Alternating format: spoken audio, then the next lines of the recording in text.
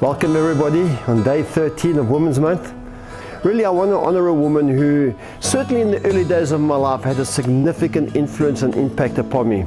Her name was Val Yoko. Now Val was married to Trevor Yoko, and Trevor was the guy who in the early days got a team together of young people. Christine was on that team plus a few other people, and he would kind of tour the country preaching the gospel in schools and in churches and in nursing homes all over the place, really, wherever doors would open to them.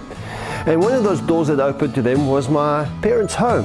And while I was doing my final year of school, they came into our home and they began to hold a Bible study. And it was in that period, not only did I recommit my life to Christ in my final year of school, but it was in that year that I felt like I had this dramatic call to go into ministry.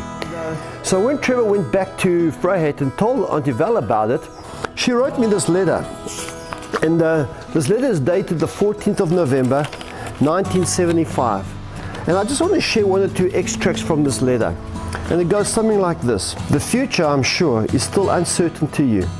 But I just want to encourage you to wait on the Lord daily for direction for your future with Christ. William F.P. Burton, who was a missionary in the Congo, and also my uncle, gave me Proverbs 3 verses 1 through 6 as God's promise. And how many days I've read these verses and applied them to my life. Acknowledge Christ in all your ways, and He will direct your ways and your path. Proverbs chapter 3 verses 1 through 6 are verses that have really kept me anchored in the uncertainty, in the doubt around the calling of God from time to time. Auntie Val was a woman who had great energy, and she had a deep passion for the Lord and a great sense of humor. So later on, Auntie Val would join us at Easby, this place which I've spoken about several times on these video posts. And she was always a great encouragement. She was always there, a very powerful woman who had prominent influence amongst a bunch of young people. She has since passed away, but over the decades of her life, she was faithful to the call of God herself with her husband, Uncle Trevor, who has also since passed away. I want to encourage you, if you know of young people or someone who has felt a calling to step out and to do something for God, maybe you could write a letter or drop an email or communicate with someone and encourage them to stay the course.